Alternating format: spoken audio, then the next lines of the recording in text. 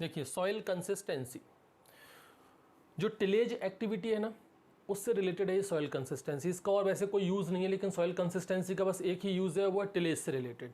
जब tillage activity में क्या करते हैं, हम प्लॉइंग करते हैं, कल्टीवेटर चलाते हैं, हैरो वगैरह जो भी हमको चलाना है, तो वहाँ पर हमको सॉइल कंसिस्टेंसी के बारे में जानकारी होनी चाहिए कि सॉइल के अंदर कंसिस्टेंसी क्या है। कहीं वो सॉइल बहुत ज़्यादा हार्ड तो नहीं है, कहीं वो सॉइल बहुत ज़्यादा लूज तो नहीं है, बहुत ज़्यादा वेट कंडीशन में तो नहीं है, क्योंकि दोनों ही कंडीशन टिलेज के लिए बेकार हैं। मतलब सॉइल कंसिस्टेंसी का मतलब सिंपल सा है, it is a resistance of the soil. Soil consistency को आप कैसे डिफाइन करोगे? It is the resistance, it is the resistance of soil under tillage condition, under the tillage operations. मतलब जो भी इम्प्लीमेंट आप चला रहे हो उसके अगेंस्ट रेजिस्टेंस क्रिएट होगा सॉइल के द्वारा। अगर मान लो बहुत ज़्यादा हार्ड सॉइल है और इस कंडीशन में अगर आप यहाँ पर कल्टीवेटर या डीप लो कुछ भी चलाओगे तो प्रॉब्लम क्रिएट होगी, आपकी जो मशीनरी है उस पर प्रॉब्लम क्रिएट होगी और काफ़ी सारी प्रॉब्लम आएगी। ठीक तरीके से आप प्लाउइंग वगैरह या कल्टीवेट उसको ढंग से नहीं कर पाओगे।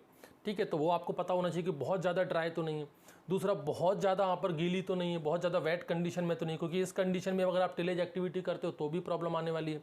क्योंकि यहाँ पर जो मिट्टी है वो इतनी ज़्यादा स्टिकी है, इतनी ज़्यादा चिपक जाएगी, तो वो मिट्टी जो है वो आपके इम्प्लीमेंट के साथ जो भी आप प्लाऊ यूज़ करोगे उसमें चिपक जाएगी, वो ब्लॉक कर देगी। ट्रैक्टर के जो पहिए हैं वो इसके अंदर, व्हील जो है वो इसके अंदर जाम हो सकते हैं, वो भी आपको प्रॉब्लम क्रिएट कर सकता है। तो कहने का मतलब ये है कि सॉइल कंसिस्टेंसी परफेक्ट होनी चाहिए टिलेज ऑपरेशंस के लिए। जैसे कि इस तरह की सॉइल के अंदर अपन कह सकते हैं इसको सॉइल प्लास्टिसिटी, सॉइल के अंदर बेस्ट प्लास्टिसिटी होना चाहिए। तो ये जो सॉइल कंसिस्टेंसी है ना, ये इंपॉर्टेंट है किसके लिए? ये एक इम्पॉर्टेंट कह सकते हैं अपन फिजिकल प्रॉपर्टी है, इम्पॉर्टेंट फिजिकल प्रॉपर्टी है किसके लिए? टिलेज ऑपरेशंस के लिए। It is a important physical property of the tillage. Tillage करना है तो सॉइल कंसिस्टेंसी के बारे में अपन को पता होना चाहिए कि हमको टिलेज करना कब है। ठीक है, यूजुअली हम लोग क्या करते हैं, जैसे पानी दे दिया, पानी देने के 3 से 4 दिन बाद फिर अपन उसमें टिलेज एक्टिविटी करते हैं। कभी आपने देखा कि पानी दे दिया, पूरा फील्ड पानी से भर दिया, उसके बाद अपन उसमें ट्रैक्टर से डीप प्लाइंग वगैरह कर रहे हैं? ऐसा नहीं होता, या कल्टीवेट कर रहे हैं, वो राइस का वो अलग चीज़, वो पडलिंग वाला केस हो गया। ठीक है, नॉर्मल कंडीशन में क्या होता है, अपन फील्ड के अंदर पानी भरते हैं, फिर 3 से 4 दिन बाद उसमें अपन टिलेज वगैरह करते हैं, सारी एक्टिविटीज़ अपन करते हैं। तो सॉइल कंसिस्टेंसी के बारे में पता होना चाहिए। यहाँ पर 2 तरह के फोर्सेस काम करते हैं, वो आपको पता होना चाहिए। एक होता है कोहेसिव फोर्स और एक होता है एडहेसिव फोर्स, या कोहेसन या एडेशन, इसको भी अपन ऐसे भी बोल सकते हैं। कोहेसन एडेशन लिख लो आप। एक होता है कोहेसन और एक होता है एडेशन। पॉइंट ये है कि ये जो मिट्टी के पार्टिकल्स हैं, या ये जो सॉइल और वाटर है, ये आपस में चिपकते क्यों हैं? इनकी वजह से। कोहेसन फोर्स जो होता है ना, वो सेम पार्टिकल के बीच में होता है। जैसे कि कोहेसन फोर्स हो गया आपका between the same particle, between the same particle, जैसे कि water to water, water to water, 2 पानी के मॉलिक्यूल आपस में क्यों चिपके होते हैं? कोहेसन की वजह से। एक होता है आपका एडेशन, एडेशन होता है between the different particle, different particle के बीच में, जैसे कि वाटर एंड सॉइल। ये मिट्टी और सॉइल है, ये आपस में पानी से कैसे चिपक गई? ये सॉइल जो है वो गीली क्यों हो गई? एक तरह से कह सकते हैं सॉइल वेट क्यों हो गई? इसी एडेशन की वजह से। वाटर और सॉइल जो है वो आपस में क्यों चिपक जाते हैं, क्यों आपस में कॉन्टैक्ट में आ जाते हैं? इस एडेशन फोर्स की वजह से। बेसिक सी बातें, 10th 11th वाली बातें हैं। अब देखो यहाँ पर फॉर्म की अपन बात करेंगे, form of the soil consistency.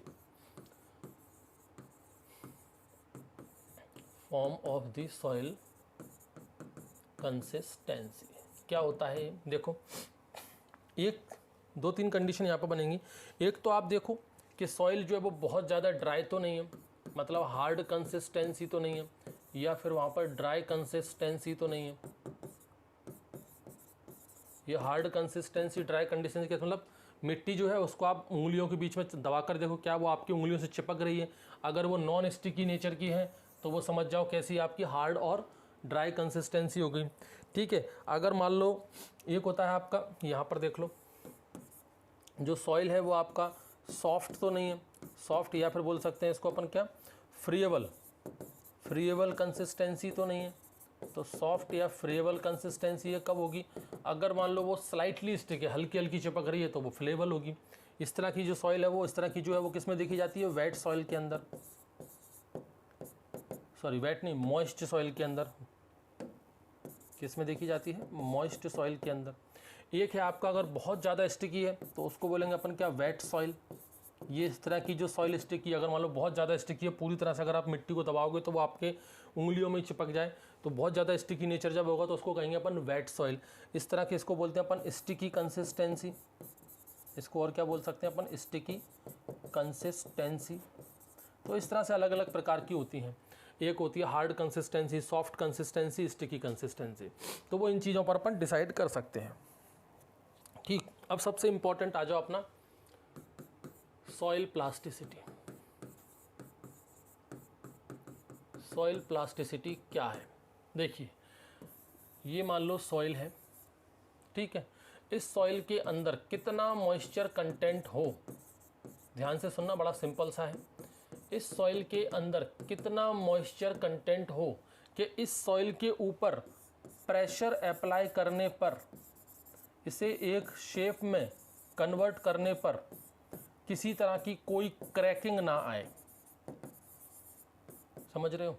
फिर से सुनो, इस सॉइल के अंदर कितना मॉइस्चर कंटेंट हो कि जब हम इसके ऊपर प्रेशर अप्लाई करें और इसे किसी शेप में कन्वर्ट करें तो इसमें कोई क्रैक ना पड़े। और इसके अलावा जब हम प्रेशर को यहाँ से हटा दें, जब हम प्रेशर को यहाँ से रिलीज़ कर दें, तो प्रेशर रिलीज़ करने के बाद इसका जो शेप है वो वैसा ही बना रहे। वो शेप जो है वो जिस शेप में हमने उसको कन्वर्ट किया उस शेप में ही बना रहे। उस मॉइस्चर कंटेंट को क्या कहते हैं? Soil plasticity. जैसे कि मिट्टी के खिलौने, सबसे बेस्ट एग्जांपल है मिट्टी के खिलौने। मिट्टी के खिलौने में क्या किया है हमने? अगर मान लो हम यहाँ पर सॉइल मॉइस्चर बहुत ज़्यादा कर देते, अगर हम यहाँ पर मान लो सॉइल मॉइस्चर जो है वो बहुत ही ज़्यादा कर देते तो वो वेट सॉइल हो जाती। ज़्यादा गीली मिट्टी के खिलौने नहीं बन सकते, क्योंकि अगर ज़्यादा मिट्टी के खिलौने बनाओगे, प्रेशर अप्लाई करोगे तो वो शेप में तो कन्वर्ट हो जाएगा, लेकिन प्रेशर हटाते वापस से वो फैल जाएगी। ठीक है, अगर मान लो मैं इसमें सॉइल मॉइस्चर जो है वो बहुत ज़्यादा कम कर दूँ, सॉइल मॉइस्चर बहुत ज़्यादा कम कर दूँ, फिर मैं मिट्टी के खिलौने बनाऊँ, इस तरह के खिलौने नहीं बनेंगे, क्योंकि उसमें फिर क्रैक्स पड़ने लगेंगे। हमको यहाँ पर एक परफेक्ट मॉइस्चर कंटेंट रखना है। क्या रखना है? एक परफेक्ट मॉइस्चर कंटेंट रखना है कि इस मॉइस्चर कंटेंट पर अगर मैं इसको किसी शेप में कन्वर्ट करूँ तो वो शेप में कन्वर्ट भी हो जाए, उसमें कोई क्रैक्स भी ना पड़े। और जब मैं उसको शेप में कन्वर्ट कर दूँ, मतलब उसमें प्रेशर देना बंद कर दूँ, तो प्रेशर देने के बाद वो उसी शेप में बने रहें। जैसे कि ये मिट्टी के खिलौने सबसे बेस्ट एग्जांपल है। इसी को क्या कहते हैं? Soil plasticity. तो सॉइल प्लास्टिसिटी के लिए एक तो मॉइस्चर कंटेंट तो ज़रूरी है ही, इसके अलावा सॉइल प्लास्टिसिटी के लिए क्ले कंटेंट भी बहुत बहुत ज़रूरी है। ध्यान रखना, वही मिट्टी सॉइल प्लास्टिसिटी शो करेगी जिसके पास एटलीस्ट कम से कम 15% मॉइस्चर 15% क्ले कंटेंट होना चाहिए।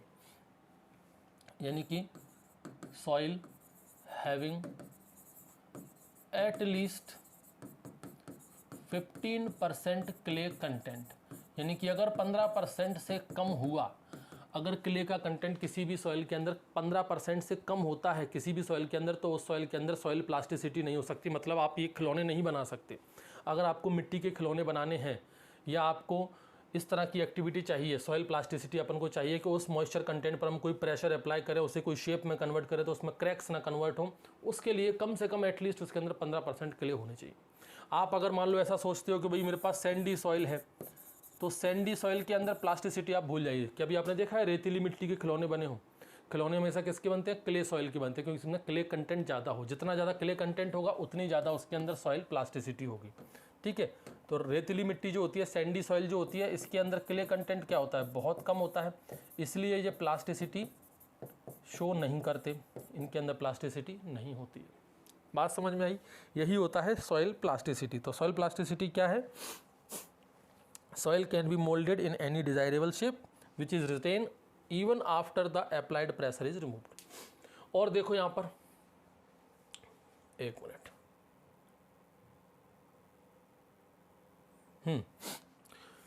Soil plasticity. अब ये जो सॉइल प्लास्टिसिटी है उसको मेज़र कैसे किया जाए? सॉइल प्लास्टिसिटी को अपन कैसे मेज़र करें? तो सॉइल प्लास्टिसिटी को मेज़र किया जाता है प्लास्टिसिटी इंडेक्स से। प्लास्टिसिटी इंडेक्स, इसको हम लोग अटरबर्ग इंडेक्स भी कहते हैं। क्या कहते हैं? Atterberg index. अटरबर्ग इंडेक्स भी कह सकते हैं। ठीक है, यहाँ पर क्या होता है? जो प्लास्टिसिटी इंडेक्स है यहाँ पर दो वैल्यू अपन को पता होनी चाहिए। एक तो होता है लोअर प्लास्टिक लिमिट,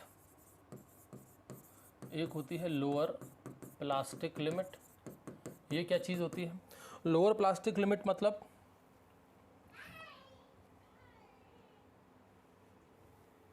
देखो अपन बात कर रहे थे किसकी? Lower plastic limit. Lower plastic limit मतलब ये वो लोएस्ट मॉइस्चर कंटेंट है जिस पर अपन सॉइल पर प्रेशर लगाकर उसको शेप में कन्वर्ट कर सकते हैं विदाउट क्रैकिंग। जैसे कि ये देखो, अब यहाँ पर अपन ने कोई मॉइस्चर कंटेंट दिया है तो पर्टिकुलर फिक्स तो होगा नहीं, कोई ना कोई तो रेंज होगी, यहाँ पर कोई ना कोई तो यहाँ पर रेंज होगी। एक्स मिनिमम रेंज होगी, वाई वी इसकी मैक्सिमम रेंज होगी। मतलब इससे ज़्यादा अगर आप मॉइस्चर कंटेंट करोगे तो इसका जो शेप है वो मेंटेन नहीं हो पाएगा। इससे कम में जाओगे तो फिर यहाँ पर क्रैकिंग होना शुरू हो जाएगी। तो ये जो लोएस्ट है, ये जो लोएस्ट मॉइस्चर कंटेंट है, जो सबसे कम मॉइस्चर कंटेंट, उस लोएस्ट मॉइस्चर कंटेंट पर जो प्लास्टिसिटी शो करेगा उसे कहते हैं क्या?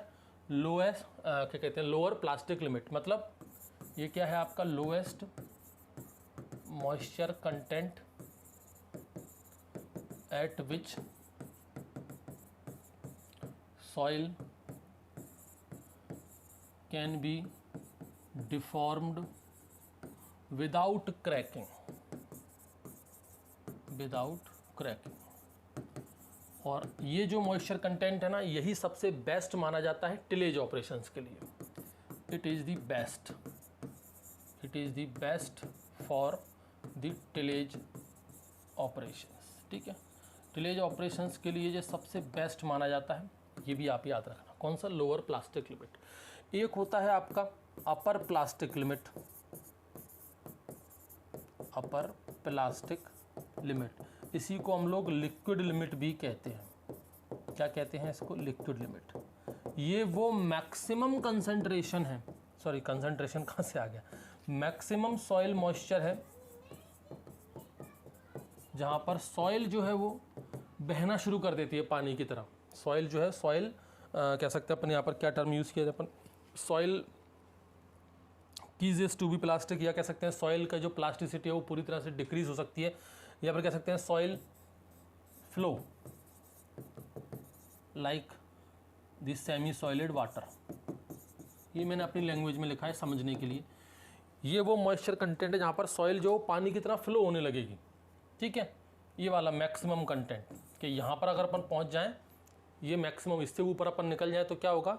पानी की तरह बहना शुरू हो जाएगा। उसके ऊपर अगर अपन गए तो उसको क्या बोलेंगे अपन? लिक्विड लिमिट बोलते हैं। ठीक है, तो ये लिक्विड लिमिट और ये आपकी लोअर प्लास्टिक लिमिट, इसका जो डिफरेंस है ना, उसी को कहते हैं प्लास्टिसिटी इंडेक्स। प्लास्टिसिटी इंडेक्स क्या है? कैसे क्वालिटी करेंगे इसको, कैसे कैलकुलेट करेंगे? लिक्विड लिमिट की वैल्यू क्या होगी? लिक्विड लिमिट, इसमें से माइनस कर दो आपका ये लोअर प्लास्टिक लिमिट। ठीक है, ये इसका फॉर्मूला बनता है। लिक्विड लिमिट में से माइनस कर दो लोअर प्लास्टिक लिमिट, तो क्या बन जाएगा आपका? Plasticity index. और ये कुछ मोस्ट इंपॉर्टेंट डाटा है, इसको आप याद कर लेना, यहाँ से क्वेश्चन बन जाते हैं। जैसे कि यहाँ पर लिखा है मैंने प्लास्टिसिटी इंडेक्स, यहाँ पर सॉइल टाइप, यहाँ पर डिग्री ऑफ प्लास्टिसिटी और यहाँ पर degree of cohesiveness.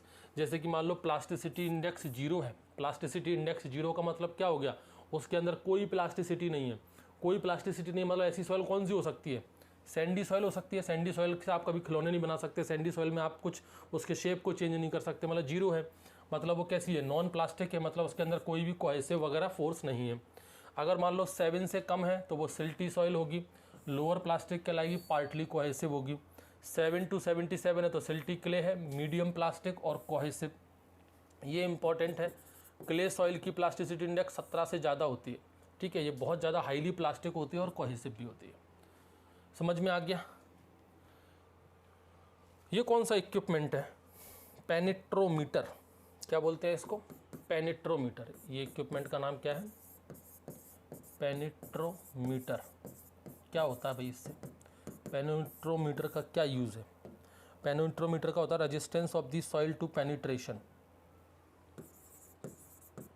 Resistance of soil to the penetration. किसी भी सॉइल का कितना रेजिस्टेंस क्रिएट हो रहा है उसको पेनिट्रेट करने में।